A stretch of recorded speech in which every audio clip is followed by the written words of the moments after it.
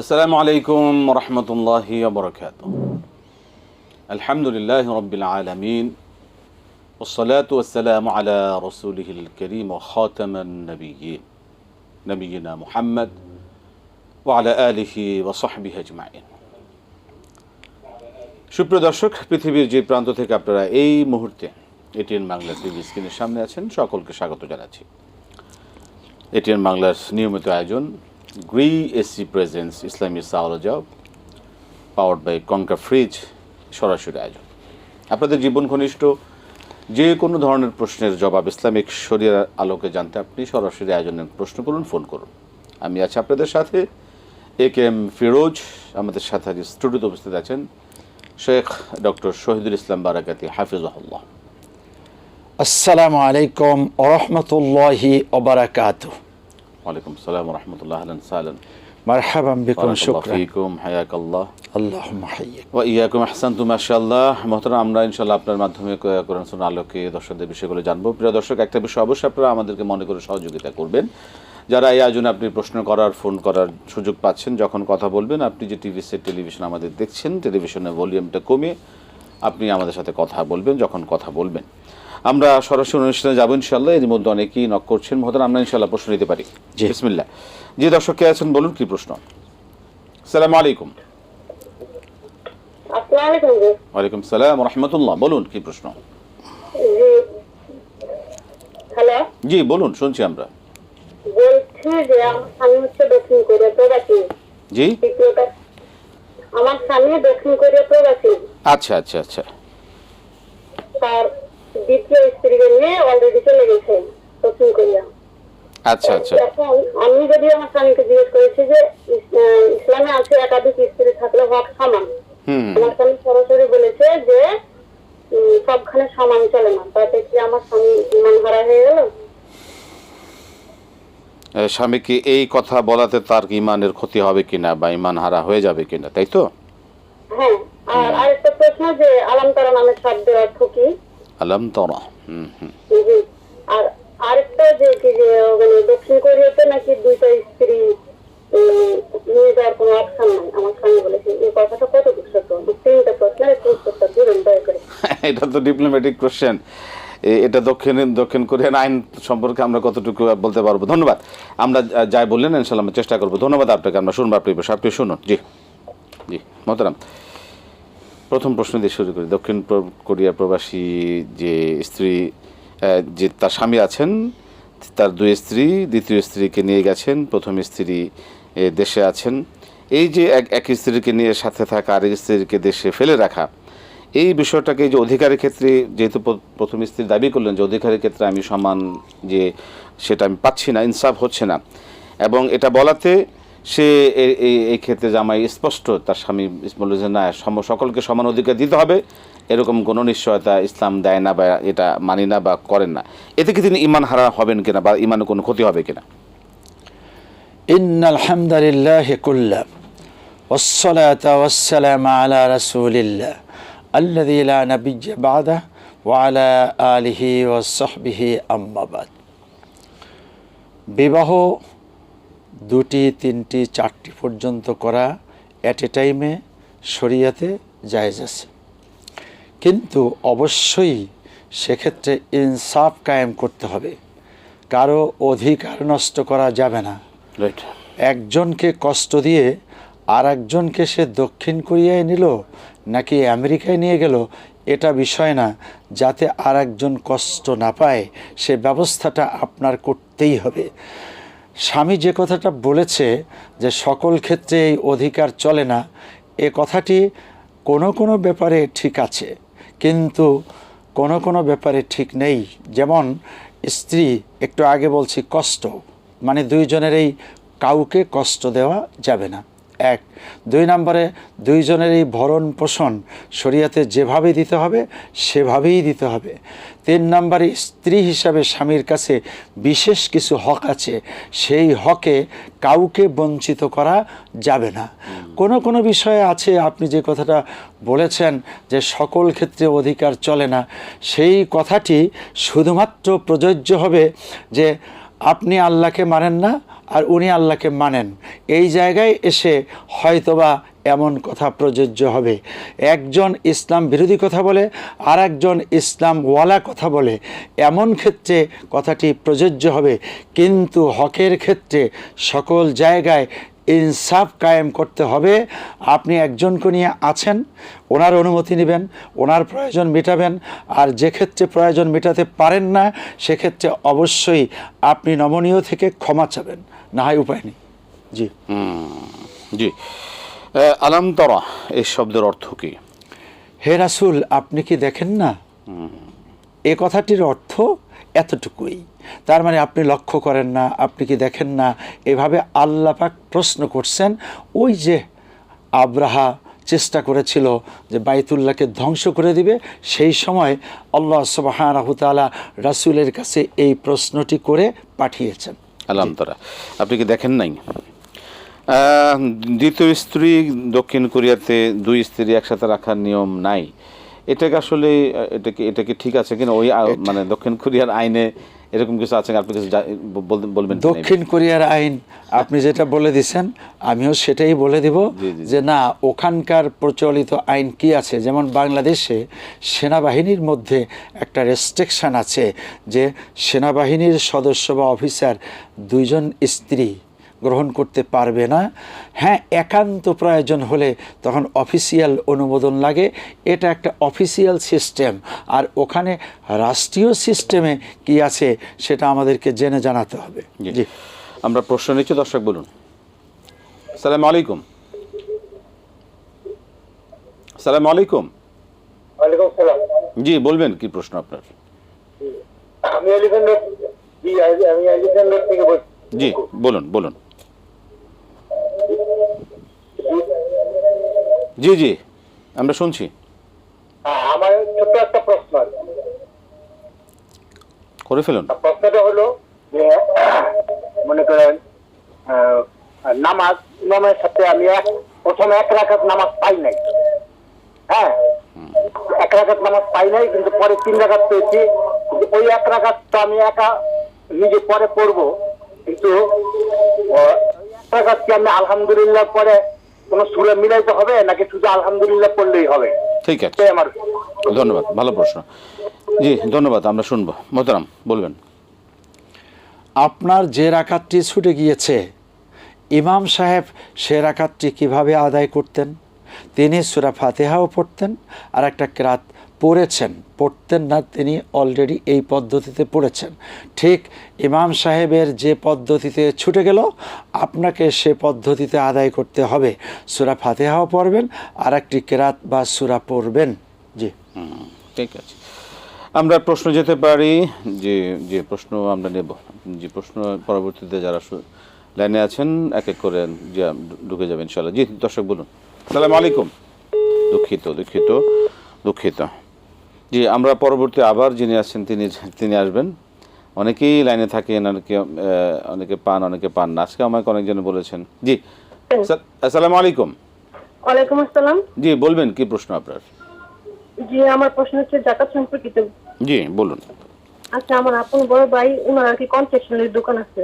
হ্যাঁ, উনি এবার ঋণগ্রস্ত, অনেক টাকা ঋণগ্রস্ত, মানে বিভিন্ন কিস্তি থেকে টাকা নিচ্ছে, বিভিন্ন ঋণগ্রস্ত। তো আমি কি আমার জাকাতের টাকা আমার আপন বড় ভাইকে দিতে পারবো? বোন ভাইকে জাকাত দিতে পারবে কিনা? অনেক টাকা ঋণগ্রস্ত, মানে ঠিক আছে। কিস্তি আছে। হ্যাঁ, হ্যাঁ, আপনি পারবেন আর কিনা? আরেকটা প্রশ্ন হচ্ছে, জানি এখানে তো নামের কোনো অর্থ বলা হয় না, কিন্তু আমার মেয়ের নামটা আমরা না জেনে রেখে ফেলেছি, জুমারা জানি, এই নামের অর্থ একটু হুজুর দয়া করে জানাবেন। জুমারা। আচ্ছা, জুমারা বা অথবা দয়া করে জানাবেন, আমরা কি না জেনে রেখে ফেলছি নামটা। জুমারা। দুইটাই। হ্যাঁ, আসসালামু আলাইকুম। একটা জিম দিয়ে একটা ঝা দিয়ে। ধন্যবাদ, আমরা শুনছি আপনার বিষয়। মোহতারাম, বোন ভাইকে জাকাত দিতে পারবে কিনা? নির্দ্বিধায় নিঃসংকোচে পারবেন, এবং এটাই উত্তম জায়গা। জি, সেক্ষেত্রে ভাইও তো বোনকে পারবেন। হ্যাঁ, ভাইও বোনকে পারবেন। জি, জুমারা ওয়াসিকাল্লাযিনা ইত্তাকু রাব্বাহুম ইলাল জান্নাতি জুমারা। যা দিয়ে একটা হয়, আবার জিম দিয়ে হয়। এটার অর্থ হলো দলবদ্ধভাবে। তার মানে আল্লাহ সুবহানাহু তাআলার হুকুমের পরে লোকদেরকে দলবদ্ধভাবে জান্নাতের দিকে। ফেরেশতা এটা জান্নাতের দিকে টেনে নেবেন। আবার অসিকাল্লাদিনা রব্বাহম ইলাল জাহান্নামে জুমারাও আছে, অথবা জাহান্নামেও দলবদ্ধভাবে টেনে নেবেন, আবার হলো জান্নাতেও দলবদ্ধভাবে স্বাগত জানিয়ে জানিয়ে জান্নাতে নিয়ে যাবেন। জি, জুমারা মানে দলবদ্ধ। জি, আমরা পরবর্তী প্রশ্নকারীর কাছে। জি দর্শক বলুন। সালাম আলাইকুম। ওয়ালাইকুম সালাম। জি বলুন, কি প্রশ্ন আপনার? আমার প্রশ্ন, ওই যে মাথা চুলটা মানে ওঠে, ওই চুলটা কি বিক্রি করে সংসারে খরচা চালানো যাবে? মাথা চুল এগুলো কি বিক্রি করা যাবে কিনা, তাই তো? হ্যাঁ, মাথা আঁচড়ানোর পরে জি জি জি, বুঝতে পারছি, যেটা উঠে যায়। রমজানে চুল খেয়ে রোজা বন্ধ রেখে যে রোজা করা হয় না, হুম হুম হুম হুম কিনা আচ্ছা, এটা একটু জানাবেন। পিরিয়ডের কালীন ওষুধ খেয়ে বন্ধ করে রোজা রাখা যাবে কিনা? হ্যাঁ হ্যাঁ হ্যাঁ, ঠিক আছে। কতটুকু খেয়ে শুনলাম কতটুকু এটা ঠিক হবে কিনা, এটা সমর্থন করে কিনা ইসলাম? জি ধন্যবাদ, আমরা শুনছি আপনার বিষয়ে মোহতারাম। চুল বিক্রি করা এবং সেই টাকা দিয়ে সংসার চালানো জায়েজ নেই।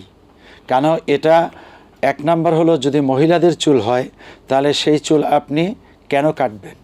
কোনো ফ্যাশনের জন্য না, ফ্যাশনের জন্য এটা কাটাই যাবে না, চুল রাখবেন। একান্ত অনেক বেশি বড় হয়ে গিয়েছে তখন নিজ দিয়ে একটু ছেটে ছেটে রাখলেন। আর এটা বিক্রি করে তার মানে হলো শরীরের কোনো অঙ্গ বিক্রি করে আপনার সংসার চালাবেন, এই ব্যবসা জায়েজ নাই। যেগুলো চুল উঠে যায় আপনি নিজে থেকে কাটেন না বা উঠান না, কোনো অবস্থায় বিক্রি করা যাবে না, কোনো সুযোগ নেই।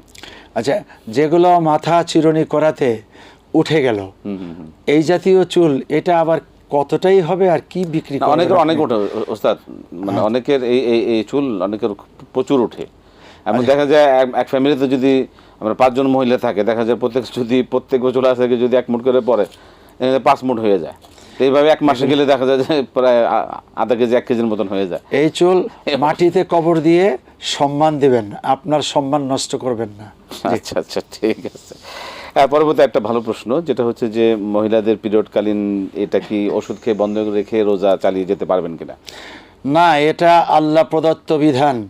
এই বিধান আপনি এভাবে হস্তক্ষেপ করবেন না। তার মানে ঔষধ খেয়ে বন্ধ করে দিলেন, এটার সায়েন্টিফিক ব্যাড এফেক্টও থাকতে পারে। পরবর্তীতে আপনি হয়তো এটার কারণে অন্য কোনো রোগে আক্রান্ত হতে পারেন।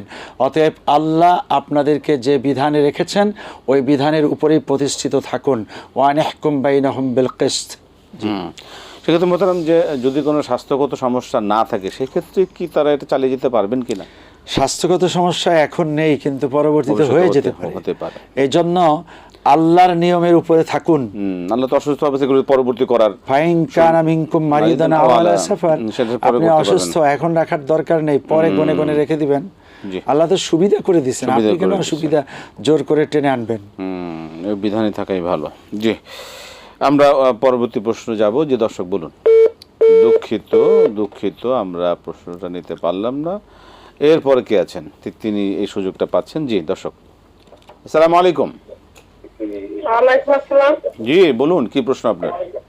ওই যে এটিএন বাংলা প্রশ্ন। জি জি, এটিএন বাংলা, আমরা এটিএন বাংলা থেকেই আপনার সাথে সরাসরি কথা বলছি, বলুন। হ্যাঁ, কি বললেন? বলেন না কিছু, এখন বলবেন, বলুন। ও,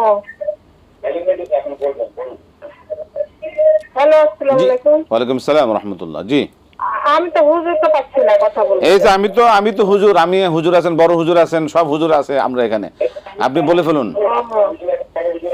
আমি কথা বলতে চাই এই জন্য যে আল্লাহুম্মা আজিরনি মিনান নার। জি, সকাল সন্ধ্যায় যে দোয়া, এটা কি সালাম ফিরানোর আগে বলা যাবে? আবার সালাম শরীফের অনেক দোয়া যে আছে। আচ্ছা ঠিক অনেক আছে। দোয়া, যেমন ফাম্মা মান উতাইয়া, ফাম্মা মাল উতাইয়া কিতাবাহু, এবং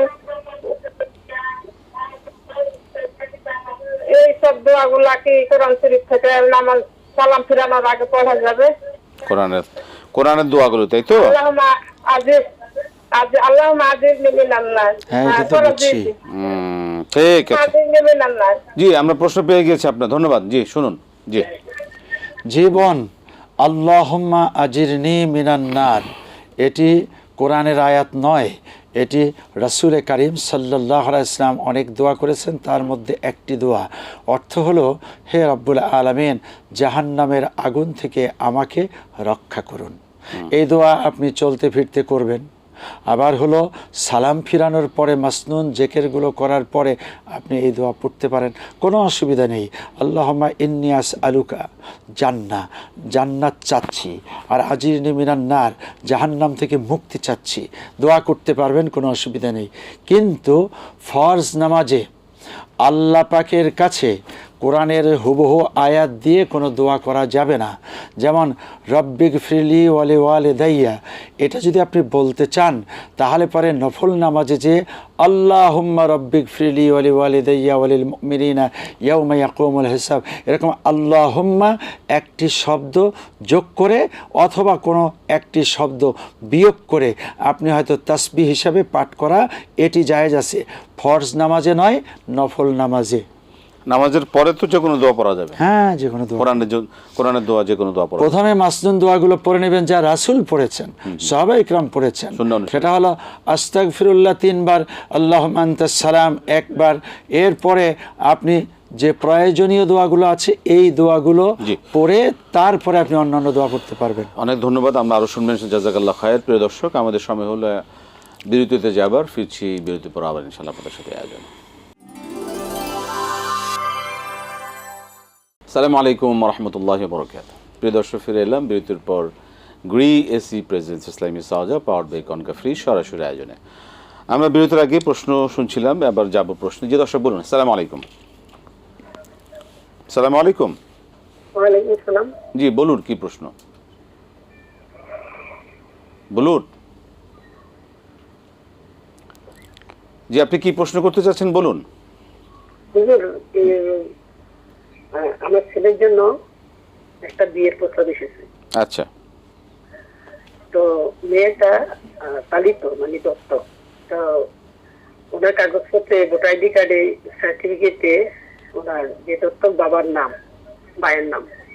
এখন ওই ছেলের বিয়ে করাইলে বিয়ের সময় তো ওই ছেলে বাবা মার নাম লাগে, ওই বিয়েটা কি বৈধ হবে? আচ্ছা, জি। আর কোনো প্রশ্ন? আরেকটা প্রশ্ন হুজুর, যে আমরা যে নামাজ পড়ি, হাত তুলে দোয়া করি, ওখানে আমাদের নজরটা কোন দিকে থাকবে? ঠিক আছে, ঠিক আছে। জি, দোয়ার ক্ষেত্রে নজর আমরা কোথায় রাখবো? ধন্যবাদ, ধন্যবাদ। আসসালামু আলাইকুম। ওয়ালাইকুম আসসালাম ওয়া রাহমাতুল্লাহ। মোহতারাম, শুনলেন প্রশ্ন। প্রথমটা কি? ছেলের জন্য বিয়ের একটি প্রস্তাব এসছে। যে মেয়ে প্রস্তাব আসছে, সে মেয়েটি একটি পালিত কন্যা, তার দত্তক বাবা মা আছেন। এখন বিবাহের ক্ষেত্রে তো বাবা মার পরিচয় তুলে ধরতে হয়, সেক্ষেত্রে কি এই দত্তক বাবা মার নাম কি দিলে কি ঠিক হবে, না কোনো অন্যায় হবে, বা কোনো শরীয়তে এই জাতীয় কোনো বিধিনিষেধ আছে কিনা? যদি তার জন্মদাতা মা বাবা থাকে আর তাদেরকে এই সময় নাম ঠিকানা দিতে কোনো সমস্যা না থাকে, তাহলে জন্মদাতা মা বাবার নামটাই দিবে, অবশ্যই দিতে হবে। হ্যাঁ। আর যদি তাদের কোনো পরিচয় পাওয়া যায় না, কিছু আছে পথ শিশু ফেলে চলে গেছে, এই শিশুর মা বাবার কোনো পরিচয় জীবনেও মিলেনি, জীবনেও মিলবে না, এমন যদি হয় তাহলে দত্তক মা বাবা যাদের পরিচয় সে বড় হয়েছে তাদের নাম ঠিকানা দিতে কোনো আপত্তি নেই। জি, আমরা আবার প্রশ্নে যাব। পরবর্তী একটা প্রশ্ন ছিল, দর্শক একটা প্রশ্ন নিতে পারেন। জি দর্শক কে আছেন বলুন। জি, আমরা প্রশ্ন নিচ্ছি। জি মোহতারাম, ভিতরে যে সালাতের সময় যে দোয়া হয়, দোয়ার আমরা হাত তুলে যে দোয়া করি, সেটা নজরটা আমরা কোন দিকে রাখবো? নজরটা হাতের আঙ্গুলের মাথার দিকেই রাখবেন। তার মানে ডানে বামে উপরে নিচে চারিদিকে চলে যাচ্ছেন, কিন্তু আসলে এখনও আপনি নামাজের ভিতরেই আছেন। তার মানে উইথের সলাৎ চলতেছে। যতক্ষণ পর্যন্ত রুকু সেজদা তারপরে তাশাহুদ পরে সালাম না ফিরাবেন, ততক্ষণ পর্যন্ত আপনি সলাতের ভিতরেই আছেন। এটা কুনুতের সময় দোয়া করতেছেন, সেই সময় হাতের আঙ্গুলের দিকেই নজর রাখলে তাহলে আপনার একাগ্রতা বাড়বে। জি, দুঃখিত প্রিয় দর্শক, আমরা আপনাকে পেলাম না। পরবর্তীতে জেনে আছেন, তিনি যাবেন প্রশ্নের জন্য, প্রশ্ন করবেন। জি, আমরা পরবর্তী প্রশ্ন নিচ্ছি। কে আছেন দর্শক, বলুন কি প্রশ্ন আপনার? জি, প্রশ্ন দিবেন আমাকে, প্রশ্ন আপনারা প্রশ্ন দিবেন। জি, আসসালামু আলাইকুম। হ্যালো, আসসালামু আলাইকুম। ওয়ালাইকুম সালাম রহমতুল্লাহ, বলুন কি প্রশ্ন?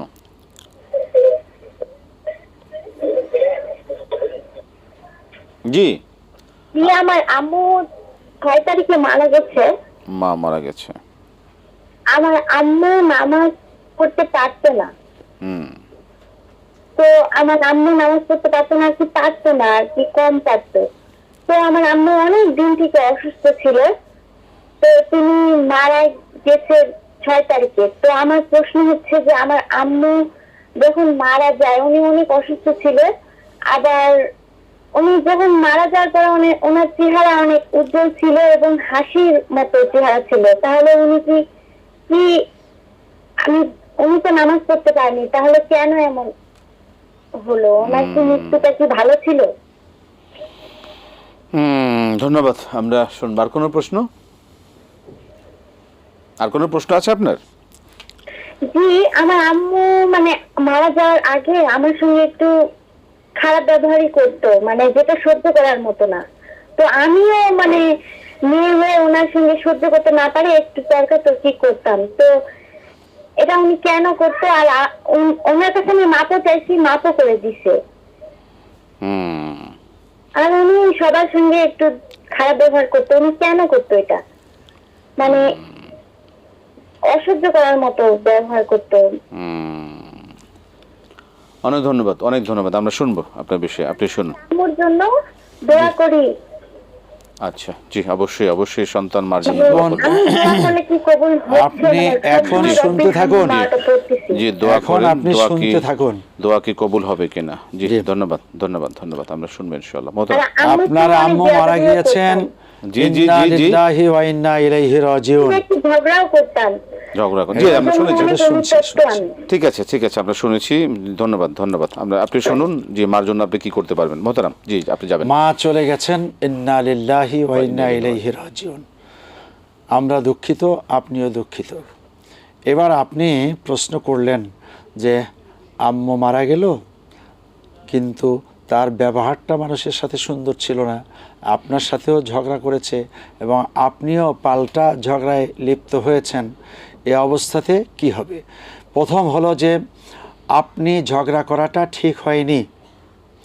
মা একটি কটু কথা, 5টা কটু কথা, 10টাও বললে এটা সন্তানের কাজ হলো ধৈর্য ধারণ করা। উনি বলবেন আর আপনিও পাল্টা বলবেন, উনি মারবেন আপনিও পাল্টা মারবেন, এমনটি তো আসলে মায়ের সাথে মানায় না। অতএব আপনি এখন তওবা করুন আল্লাহ রাব্বুল আলামিনের কাছে, মাপ চান মায়ের জন্য, নিজের জন্য। আবার দেখলেন যে নামাজটা ঠিকমতো পড়েনি, কিন্তু চেহারাটা একটু সুন্দর হয়েছে যখন মৃত্যু হলো। এটা দ্বারা আমাদের হাতেও কোনো সার্টিফিকেট নেই, আপনারাও কোনো জায়গার থেকে সার্টিফিকেট পাবেন না যে সে জান্নাতে চলে গেছে। চেহারার লাবণ্যতা এটা আসলে মৃত্যুর সাথে সাথে অনেকেরই ঘুরে যায়। সেটা একটা হতে পারে নেক আমলের কারণে, আর আরেকটা হতে পারে যে শরীরে এতক্ষণ রক্ত ছিল, এখন সেই রক্তটা আর চলাচল নেই, নিথর নিস্তব্ধ একটি দেহে পরিণত হয়েছে। এমতো অবস্থাতে চেহারাটা ভিন্ন রূপ ধারণ করতে পারে, এটা দিয়ে জান্নাতের সার্টিফিকেট দেওয়া যাবে না। এবার হলো যে নামাজ পড়তে তিনি মাঝে মাঝে পারতেন, মাঝে মাঝে পারতেন না। অসুস্থতার জন্য যে নামাজ চলে গিয়েছে আল্লাহ পাক সে ব্যাপারে ক্ষমা করবেন, কারণ আল্লাহ বলছেন লা ইউকাল্লিফুল্লাহু নাফসান ইল্লা উসআহা, বান্দার সাধ্যের বাহিরে কোনো কিছু আল্লাহ বান্দাকে চাপিয়ে দেন না। অসুস্থতার জন্য যা হয়েছে, অপারগতার জন্য যা হয়েছে আল্লাহ ক্ষমা করবেন, কিন্তু পারতপক্ষে যে নামাজগুলো তিনি ছেড়ে দিয়েছেন তিনি তখন পড়তে পারতেন, সেটার জন্য আল্লাহ অবশ্যই পাকড়াও করবেন। অবশ্যই আপনারা দোয়া করতে পারেন, নেক্সট সন্তানের দোয়ার বরকতে আল্লাহ রাব্বুল আলামিন অনেক মা বাবাকে ক্ষমা করে দেন। জি, আমরা বিরতিতে যাব। প্রিয় দর্শক, আপনারা দেখছেন গ্রি এসি প্রেজেন্স ইসলামিয়া সাউজা পাওয়ার বাই কনকা ফ্রিজ। সময় হলো বিরতিতে যাবার। ফিরছি বিরতির পর আবার ইনশাল্লাহ। আসসালামু আলাইকুম রহমতুল্লাহ বরকাত। প্রিয় দর্শক, ফিরে এলাম বিরতির পর। গ্রিএসসি প্রেজেন্স ইসলাম in Saudi, power by Konka fridge. মোহতারাম, যে বিরতির আগে যে প্রশ্নগুলো শুনছিলাম, সেখানে একটা দোয়া তিনি আমাদের দর্শক জানতে চেয়েছিলেন যে আমরা যে মা বাবার জন্য দোয়া করলে কি সেই দোয়া আল্লাহ কবুল করবেন। আমরা প্রশ্নের জবাব শুনবো। সেই বিরতি থেকে একজন দর্শক অপেক্ষা আছেন, ফোনটা নিয়ে নিচ্ছি। জি দর্শক বলুন। সালাম আলাইকুম। সালাম আলাইকুম। ওয়ালাইকুম আসসালাম। আসসালামু আলাইকুম হুজুর। ওয়ালাইকুম। বলুন কি প্রশ্ন আপনার?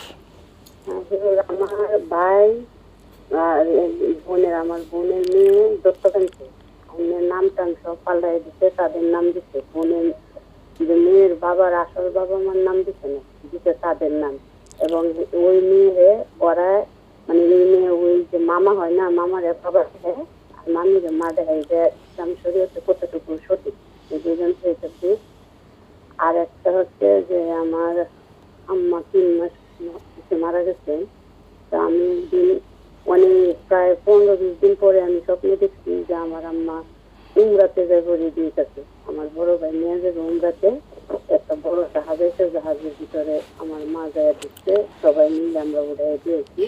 তো ওইখানে আবার আমার 2 মামারে পাইছে, মামার তো ভাই বোন আমার মার, ওনারে ধরে আমার মা আমটা করলে অনেকদিন পরে দেখা হইলো।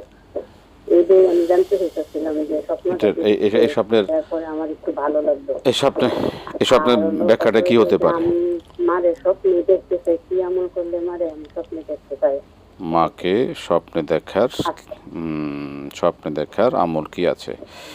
ঠিক আছে, আমরা শুনবেন ইনশাআল্লাহ। ধন্যবাদ ইনশাআল্লাহ। মোহতারাম, জি, ভাই বোনের মেয়েকে দত্তক এনেছেন, এনে তিনি তার সেই সকল কিছু পরিবর্তন করে নিজেদের নামেই তাদের বাবা মার পরিচয় রেখেছেন। সম্পর্কে মামা মামি হলেও এখন তারা বাবা মা। এটা কি শরিয়া সম্মত হয়েছে কিনা? এর আগে আপনি আর একটা প্রশ্ন করেছিলেন, জি। ওইটাও জবাব দিই, এটাও জবাব দিই। জি, প্রশ্নটা ছিল যে কি দোয়া করলে পরে মা বাবার কাছে পৌঁছবে এবং আল্লাহ পাক তাদেরকে ক্ষমা করে জান্নাত দিবেন। সেক্ষেত্রে প্রথমত হাদিস, ওয়ালাদুন সালিহ ইয়াদউ লাহ, নেক্সট সন্তান যদি দোয়া করেন আল্লাহ পাক কবুল করেন। অতএব আপনি নেককারিনী হয়ে দোয়া করুন, আল্লাহ পাক আপনার মা বাবার রুহে দোয়া পৌঁছিয়ে তাদেরকে ক্ষমা করে জান্নাত দিয়ে দিবেন। আর একটা কথা আপনি বলছেন যে মায়ের সাথে আমিও যে কিছু ঝগড়া করলাম, এতে আমার কি হবে? না, আপনি ঝগড়া করবেন না, করেছেন, ক্ষমা চেয়েছেন, আল্লাহ ক্ষমা করে দিক, এমনটি আমরা কামনা করছি। এখন আসলে হলো দত্তক। আসলে দত্তক এটা আগেও বলেছি, 2টি পদ্ধতি। একটা হলো পরিত্যক্ত শিশু রাস্তাঘাটে পাওয়া গেল, ওনার মা বাবার কোনো পরিচয় নেই, তাহলে যিনি পালবেন, যারা পালবেন তারাই তার মা বাবা। সেটা কাগজেও হবে, বিবাহের ক্ষেত্রেও হবে, যেখানেই প্রয়োজন সেখানে তাদের নাম ব্যবহার করে চলতে কোনো বাধা নেই। আর যদি এমন হয় যে তার মা বাবা জীবিত আছেন, তাহলে ওই মা বাবার পরিচয়টা কাগজে পত্রে দেবেন। হতে পারে সে চাচাতো ভাই, হতে পারে সে ফুফাতো ভাই, সে যে কোনো আত্মীয় হলেও কোনো অসুবিধা নেই। আপনি এই পরিচয় দিয়ে চলতে কোনো বাধা নেই। জি, পরবর্তী যেটা হচ্ছে যে একটা প্রশ্ন নিয়ে নিই আমরা। জি দর্শক বলুন। আসসালামু আলাইকুম। আসসালামু আলাইকুম। ওয়ালাইকুম সালাম রহমতুল্লাহ। জি বলবেন কি প্রশ্ন? জি হুজুর, আমি 2টা প্রশ্ন করতে চাই। বলুন। জি, আমার প্রশ্ন হচ্ছে যে আসলে আমার 8 থেকে 9 বছরের ভিতরে বাবা মারা গেছে, 12-13 বছরের ভিতরে মনে হয় মাও মারা গেছে। এরপর থেকে আমি আসলে মা বাবাকে কখনো স্বপ্ন দেখি নাই। তো ইসলামিক শরীয়ত অনুযায়ী কোনো কিছু বিনিময়ে মা বাবার স্বপ্ন দেখার মতো কিছু করা যায় কিনা? ঠিক আছে। আরেকটা প্রশ্ন হচ্ছে যে আমরা তো আসলে ছেলে, যে কোনো টাইমে হয়তো বা শরীর অপবিত্র হতে পারে। এমন জায়গায় শরীর অপবিত্র হয়ে গেছে যে নামাজের টাইম হয়েছে, জামাতের টাইম হয়ে গেছে, গোসলেরও আমার আশপাশে কোনো পানি নেই। তো সেই অবস্থায় আসলে নামাজ পড়া যাবে কি না? পবিত্র অবস্থা নামাজে। আসসালামু আলাইকুম। ওয়ালাইকুম আসসালাম রহমতুল্লাহ। ঠিক আছে, ধন্যবাদ। শুনবো। মা মারা গেছেন, স্বপ্ন দেখলেন মা ওমরা যাচ্ছেন, সেখানে মামাদের সাথে দেখা হয়েছে। এটা দ্বারা আসলে কি, এটা মানে কি স্বপ্নের ব্যাখ্যা হতে পারে? এখানে মা বাবাকে দেখার জন্য এই দুইটা প্রশ্নের কিছু অংশ হুবহু মিল আছে। আচ্ছা, তা আপনার মায়ের সাথে মামার সাথে দেখা হয়ে গেল, এটা আসলে স্বপ্ন তো স্বপ্নই, কলু আদগাসু আহলাম, তার মানে অনেকটা চিন্তার প্রতিশ্রুতি, চিন্তার প্রতিফলন স্বপ্নের ক্ষেত্রে ঘটে থাকে। আপনি চিন্তা করেছেন আমার মা ওমরায় যাচ্ছিল, এই যে স্বপ্নটা আলহামদুলিল্লাহ ভালো। আবার চিন্তা করতেছেন মাকে নিয়ে আল্লাহ এটা দেখাইছেন।